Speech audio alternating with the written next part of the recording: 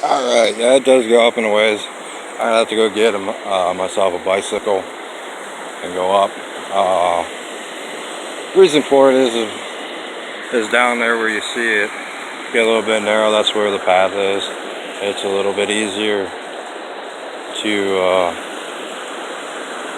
just do it on a bicycle. A lot of people like to run. I'm just not that athletic to go up there, but that there, I'm going to show you where the bear used to hide up here. It was actually made for the bear because someone was trying to hunt it, and it had 3 legs and it didn't have paws, so that's what that is. You got people up here walking around, so that's always the fun part. So I had to go get myself a bike. I had quite a few experiences up here. One was I actually seen a larger brown bear, about 400, 500, 600 pounds, and it looked tired. And there used to be like these little pails laying around. And all you do is you get down and grab one of the pails, go down, catch some fresh water in the high-end fast ripple water, bring it back up, set it on the bridge. So I'm like, what's that for? Well, 1, yourself. 2, if you don't drink it, the bears or the deer come around and they'll drink it. Saves them from getting attacked and whatnot. So caught squirrels doing all kinds of stuff with it though, soaking nuts and stuff. Just kind of interesting. I think the squirrel had more fun with the chippy than the deer and the bear. So we used to have this actually videoed off in this particular section on the bridge. So if you actually came up there and you made it that far when it was nighttime, you would normally see a four-wheeler or horseman come down and tell you to leave. Because after dark, no one's allowed on the land. Not even if you have a permit. Camping's strictly not allowed on this property, so had a few bad incidents. And that was mainly the reason why. So some would say, oh, you're being a stickler. No. You can't have people dying on the property, so. Anyway, believe it or not, this actually used to be all flat and perfectly lined up, but you won't see that because this has been neglected for over 80 years. And so I was like, why are you neglecting it? I got paid for services fixing stuff, but they have to learn how to do it the hard way, or not the lazy person way. Lazy person way, you grab your backhoe and come in here. Nah. You grab your shovel, you undo the rock, you lay it back out. But no, we actually had them let it rip the road up a little bit by coming up the dirt for a good reason. When I was in here, and I actually was here probably for about 5 to 50 years, I actually had all that cleaned off. You could actually look all the way up and whatnot, and I had chestnut bushes growing, which is a long overhang bush, and mainly because chestnuts are heavy, and they were real chestnuts, and the deer used to come down and it would make a sound like, jackass, I don't want this. So it was all interesting. I told you I wasn't going to walk down here by him, so. But no, this is mainly all stream here. So, stream to my right, one over top, one farther over, and whatnot, and that one right there. There are people that used to do things here in 1980, 1990, and whatnot. 2000, I don't know if they kept it up, but there was an unpaid position to just come in and clean it up. You don't log anything, but all this fallen wood that's detached from the ground in the tree. They used to come back with their equipment, and some of the Amish would take advantage of this. As you come back, you look at anything that doesn't have growth on it, so like that fallen tree right there. You come in with horses, they like to do it a little older way, and you would haul it out with chains. Do I allow trucks back here? Trucks normally get stuck on this road, and there's no real way to get a truck back here unless you have a really souped up size truck. So some say I'm lying. Oh, another bridge. No. Right now, if you go to my Google website, you'll notice that I have a lot of online material that talks about government and whatnot. So there's a lot of unsavory things happening in government, to where the Soviets, you think were hard ass and like to use pricks, needles, and torture. We don't. But as far as the question asked by all the presidents, before Reagan up to Obama, up to the current president, how do you execute someone? I already told you. I told you then, I tell you the same now. Put them in a chair with 4 inches to the rear. That means they sit on 4 inches. They're asleep. Put the noose around their neck. A nice cover. And when they stand up, they literally fall and break their own neck.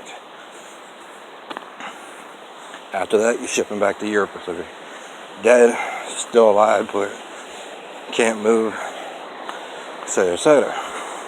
This is a bridge it broke. It's old anyway, but one bridge was, you notice, it's not exactly in good condition. So I mean, the boards on there now are good, but it's gonna need a few boards here. When people go on news and they talk about public people taxes, don't ever say that. Do yourself a favor, write into the news media and say, if people own the public tax, what's the point of paying tax? I charge a fee, 2% of everything you make.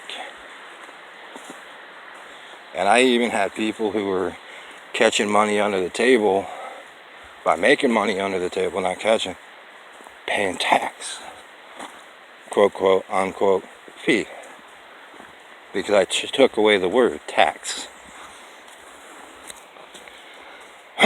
Problem of it is, I ain't funding Obama, and I ain't funding Trump and your little family because you want a big paycheck. Trump actually made pretty good money over in Europe. So when a person comes to me and says, I want to make what I made in Europe, I say $80,000 tops. Because you already got $4.8 million or $4.5 billion in the bank. A bit excessive, isn't it? Bit greedy, don't you think?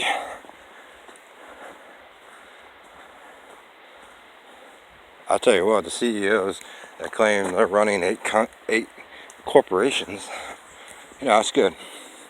But you don't need to be sitting in the chair all the time. Trust me, it's not that much work for a CEO.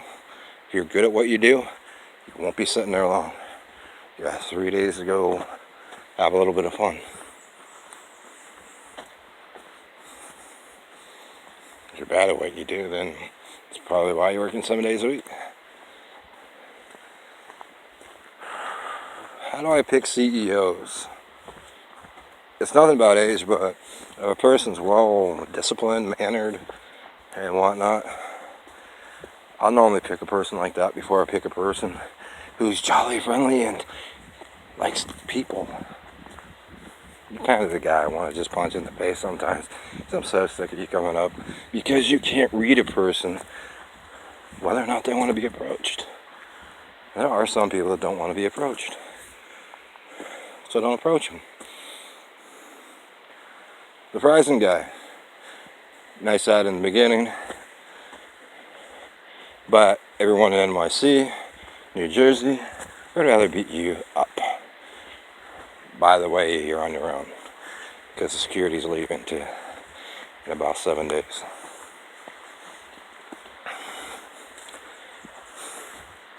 His real name, still kind of working on that, but is Andy over at Like I'm in Engines. And he has a bit of a, how do you want to say, backstabbership, which says it in his file with Verizon and a few other people. And yeah, he does. He does backstab people. As far as being a mechanic, you have no experience, dude.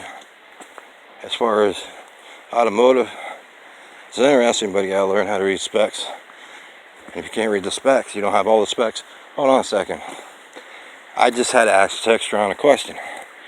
How are you adjusting fuel alignments and injectors if you ended up getting rid of the books and sent them back to Europe, which never came back here on an AFCO engine? Just thought I'd ask you. Guesswork. No wonder it runs like shit. And no, I'm not giving that back to you, or whoever took it away from me is not going to give it back to you. Lawsuits don't exist in Europe. Beatdowns do, though. I kind of laugh when I say that, but I shouldn't. The civil law over there is civil. Nothing here is civil. It's all criminal law.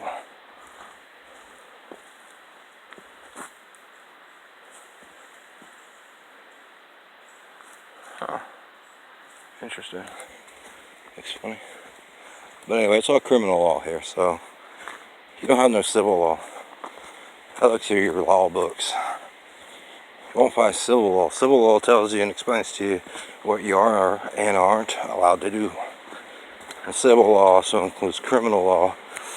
And mainly for the cop, or the police officer, how to approach and handle the situation. That's nice. Person told me he built this. Thank you. That's a study in Wiggly. But anyway,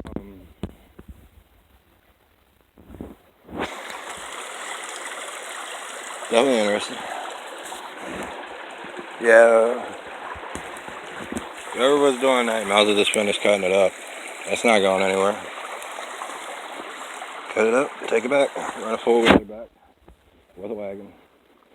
Just let people know that you're on the path, and go ask the Department of Agriculture, DCNR as well, about doing that. I think it was DCNR that did that. But, not sure.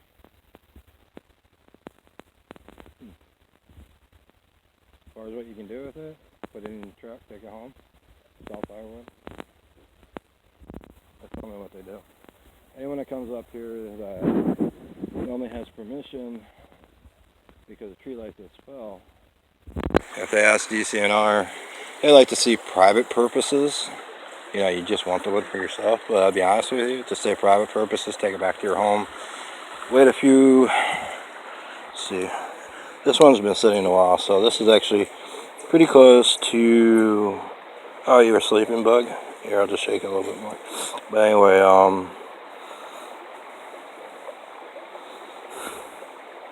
what's the bug I'm talking about?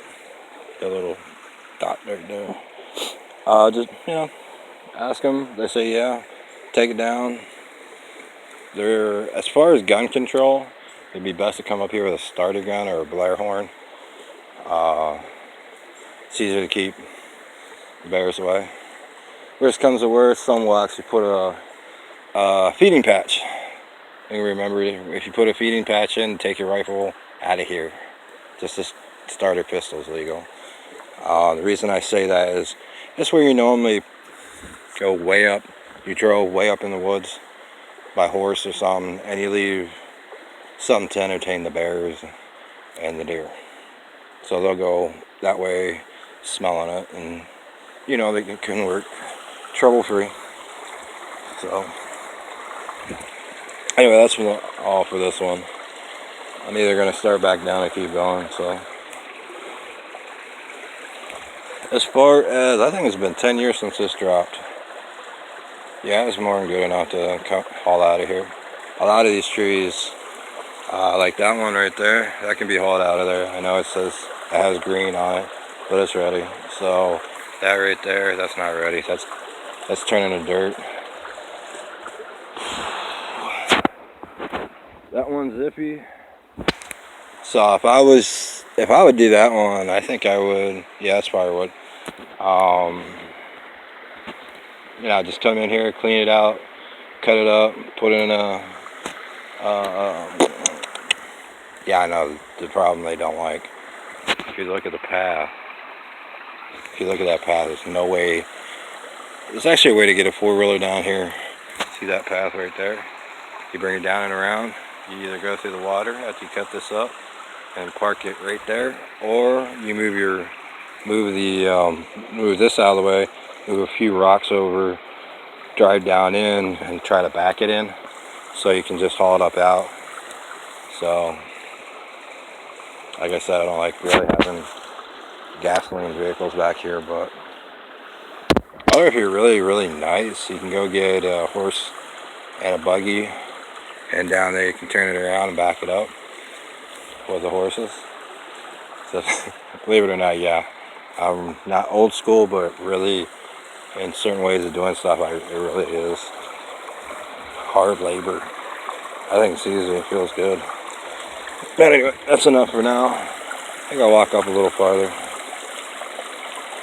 But the biggest idea of it is try not to rip it up. So that's all for now.